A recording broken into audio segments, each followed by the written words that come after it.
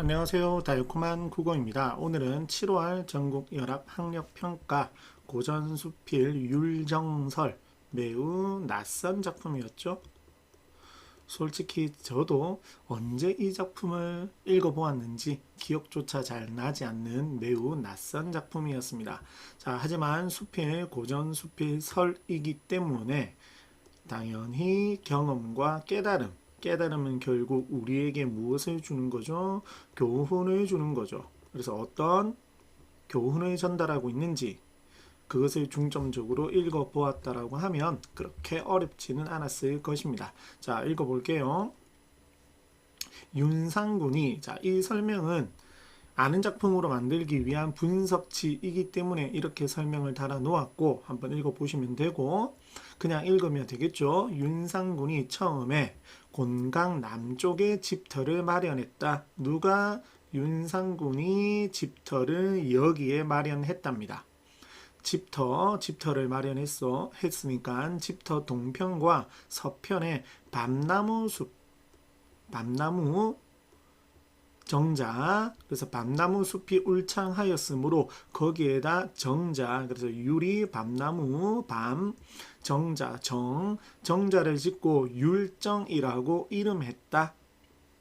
그 후에 또 조금 서편으로 가서 새로 집을 샀는데, 그럼 집이 하나가 아니라 집이 지금 두 개입니다.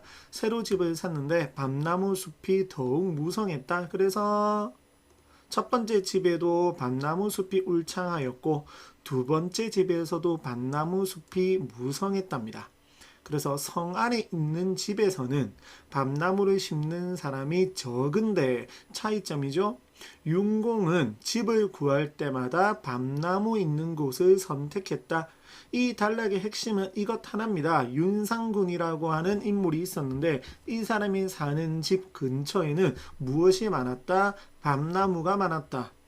그리고 그것은 윤상군이, 여기 있는 윤공이겠죠, 직접 선택한 것이다. 그러면 윤상궁은 스스로 밤나무를 선택한 거, 밤나무를 좋아하는 거겠죠. 그는 윤상군은 일찍이나 글쓴이에게 말했다. 봄에는 잎이 무성하지 않아 가지 사이가 성들어서 그 사이로 꽃이 서로 비치고, 여름이면 잎이 우거져서 그늘에서 놓일 수가 있으며, 가을에는 밤이 먹을만 하여, 그럼 이것이 결국에는 밤나무의 좋은 점이겠죠. 가을에는 밤이 먹을만 하며 겨울이면 밤송이를 모아 아궁이에 불을 떼일 수가 있다. 그래서 나는 밤나무를 좋아한다. 왜 자신이 밤나무를 좋아하는지를 말을 했습니다. 물론 계절에 따라 말을 했죠. 자, 그랬더니 나는 말한다. 아직 깨달음 안 나왔죠? 경험이죠. 나는 말한다. 불이 마른 것을 잘 붓고 물이 축축한 곳으로 흐르는 것은, 불은 마른 것, 물은 축축한 것, 성질이 같은 것끼리, 그래서 불과 마른 것, 물과 축축한 것, 성질이 무엇한 것, 같은 것 끼리 서로 찾아가는 것이니 이치에 있어서 반드시 그러한 것이다.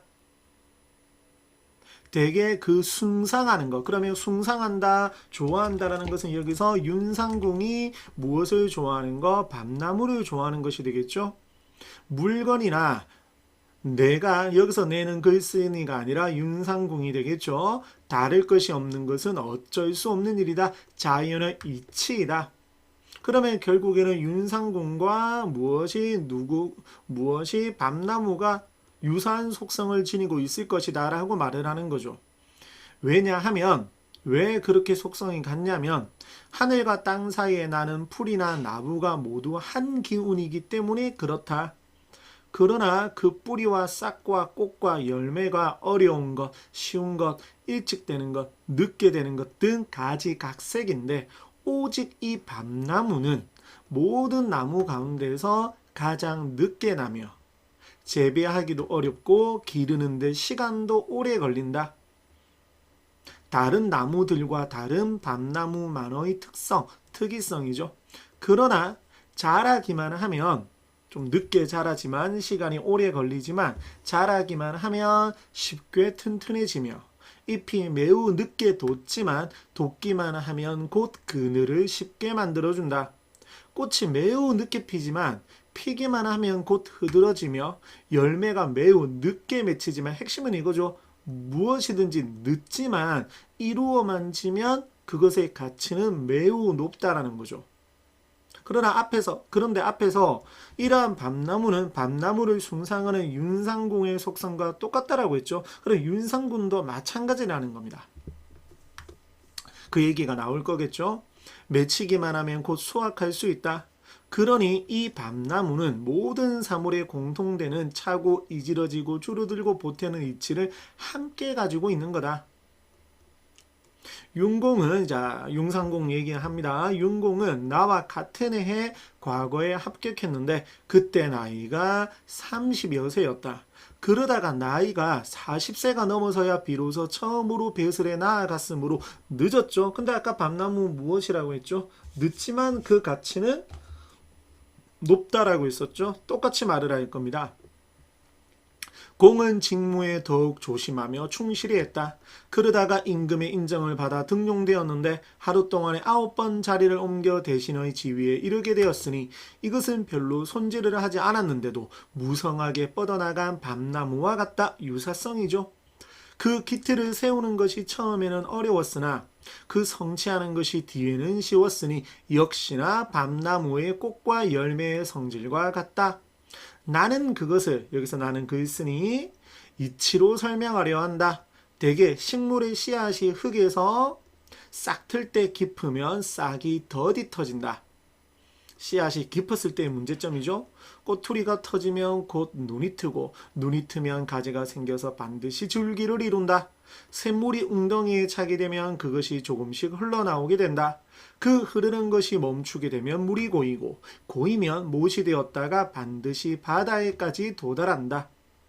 그러므로 그 느린 것은 장차 빨리 되려는 것이요 멈추는 것은 장차 끝까지 도달하려는 것이니 곧 모자란 것은 채울 수 있으며 늦었지만 모자란 것은 채울 수 있으며 부족한 것은 보탤 수 있는 것과 무엇이 다르겠는가? 다르지 않다라는 거죠. 또한 여기에서 사람, 숭상, 그러면 사람은 윤상궁, 숭상하는 건 밤나무가 되겠죠. 곧 불을 숭상하면 불을 닮고 물을 숭상하면 물을 닮으니 나와 숭상하는 사물과 차이가 없다. 따라서 그대가 윤상궁이 출세하여 영화롭게 된 것은 밤나무의 생장함과 같으며 밤을 수확하여 강직함은 그대의 은퇴하는 것과 같다. 그 생장함에는 세상을 유익하게 하는 바가 있으며 그 간직함에는 자신의 양생의 작용이 있다.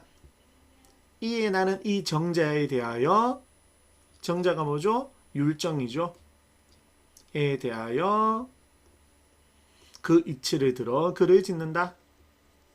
결국 전달하는 건 어떤 사물을 숭상하면 이를 숭상하는 자와 사물이 같아진다라는 거죠. 그 이치를 전달하기 위해서 이 글을 쓴 것입니다. 간단한 정리 내용도 한번 살펴보시고 감사합니다.